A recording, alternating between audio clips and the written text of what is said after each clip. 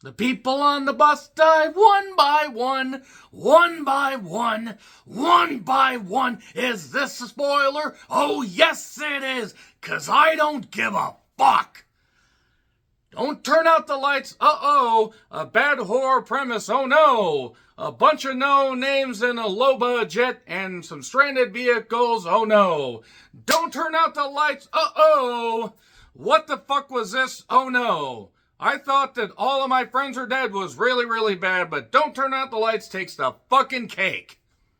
Yeah, I'm not even mixing words. This was goddamn motherfucking rotten. What the fuck was this supposed to be?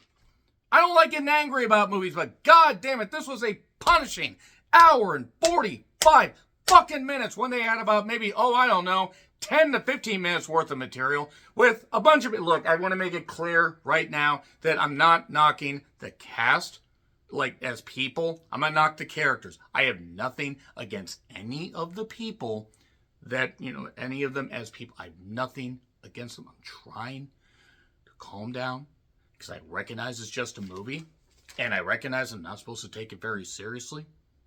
But when a movie starts off like this, so obviously hitting you over the head with what's going to happen, even though the more it tries to explain itself, the more frustrated you get because every character makes monumentally stupid decisions, goes from 0 to 60 on the bullshit bitchy meter, and also it's so nonsensical, yet simplistic, and completely incomprehensible. And again, is a punishing hour and 45 minutes. This was written and directed by Andy Fickman. If you don't recognize that name, maybe you'll recognize these movies.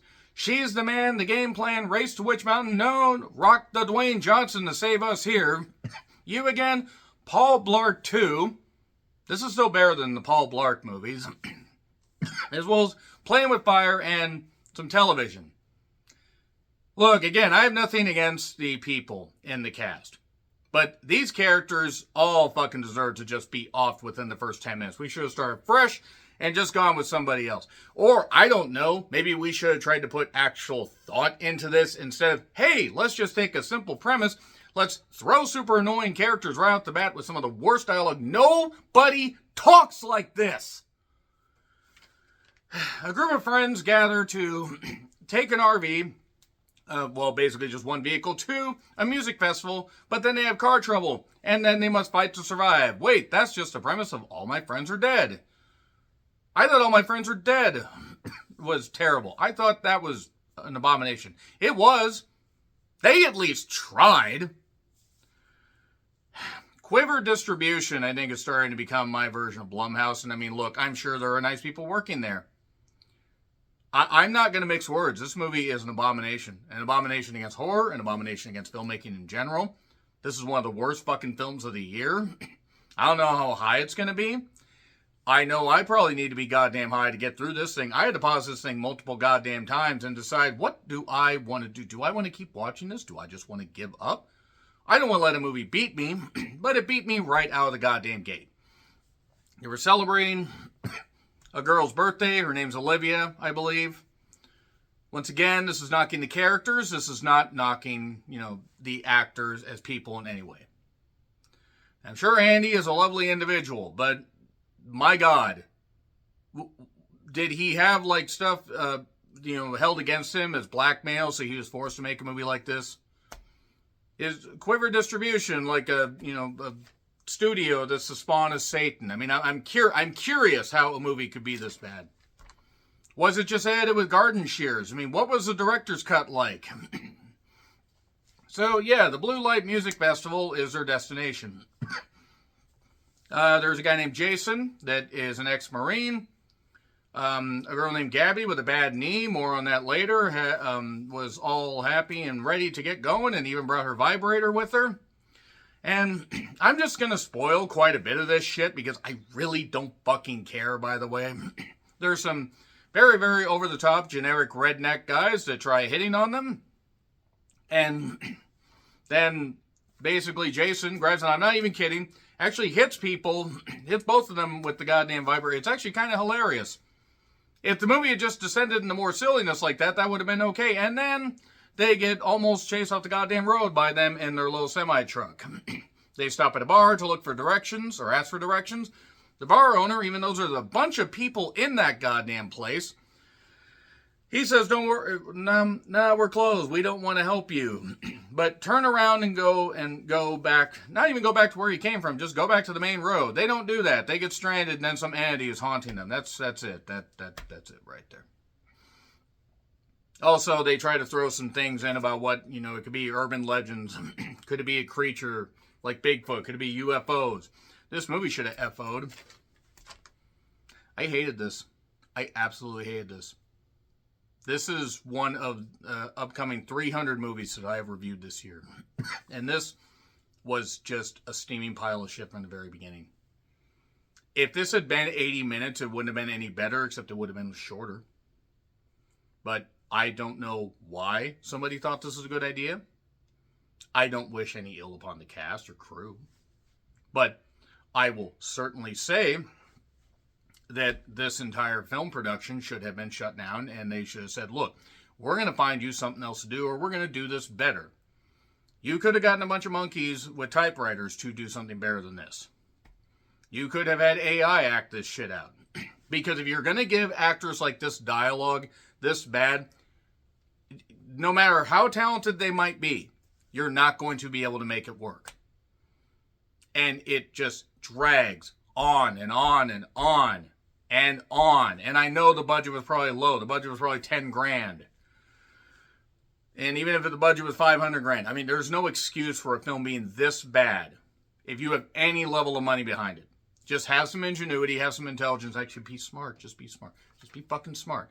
Just be smart and actually make good movies, or try, lay into the humor, or just have characters that are so super goddamn annoying that from the very beginning, when you hear a girl saying the wheels of the bus go round and round, you're like, yeah, I kind of wish a bus would have run over everything in this movie. Every character. Not every person, but every character.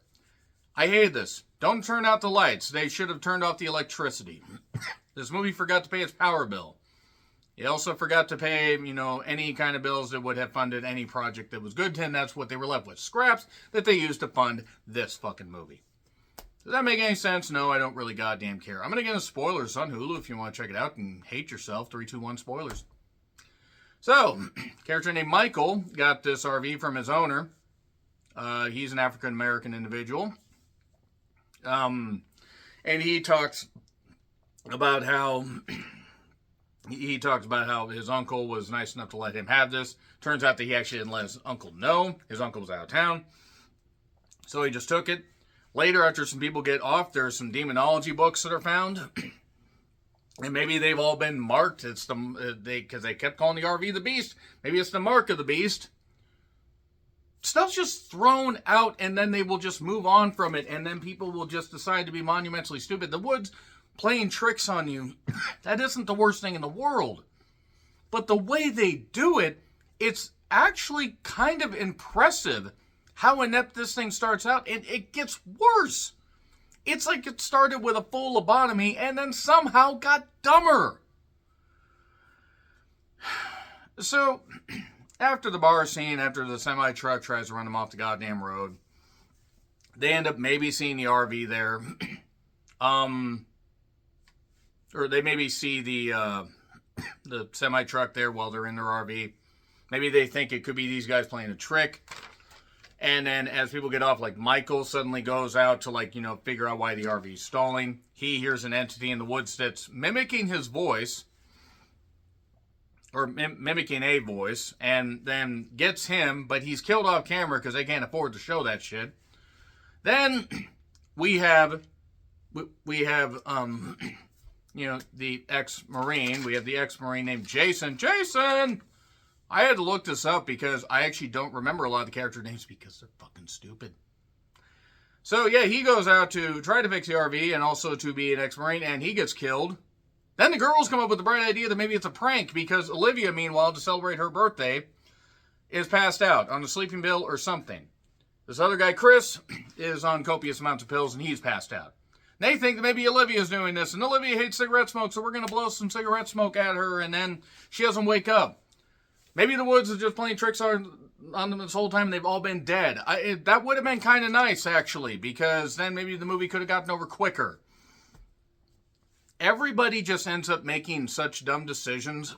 And the idea is we don't ever see what the entity is, and that's fine, but you actually have to give us a reason to be fearful of it. And we're not, because this is goofy and nonsensical. So Gabby at one point decides to go on her bad knee and go for help. That doesn't fucking work. Chris wakes up and tries to fix the goddamn RV and gets knifed. Meanwhile, Sarah, who's the rich girl, and Carrie, our hero, are arguing. By the way, one of the actresses was named Crystal Lake Evans. Boy, somebody loved Friday the 13th or wanted to play a cruel joke on their kid. Again, nothing against the people. You know what? Put her in a Friday the 13th reboot. Why the fuck not? It would actually be kind of good. She would at least be in a project that would have effort put into it. This will not end. This is inconsequential. This is fucking dreadful. So it's down to Chris. Chris gets killed at one point.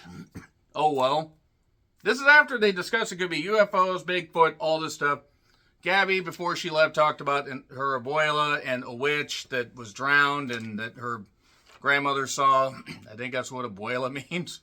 Saw, some terrible stuff happen to her friend. She was the only one left around. And they just ramp up the stuff, all this paranoia. So you maybe think they're talking themselves into it, working themselves into a shoot, brother. But no, they don't end up doing that. Then they decide to throw the idea that the voice is, causing people to bleed, hemorrhage and everything. And they're doing this. So you have a hemorrhage in their head again.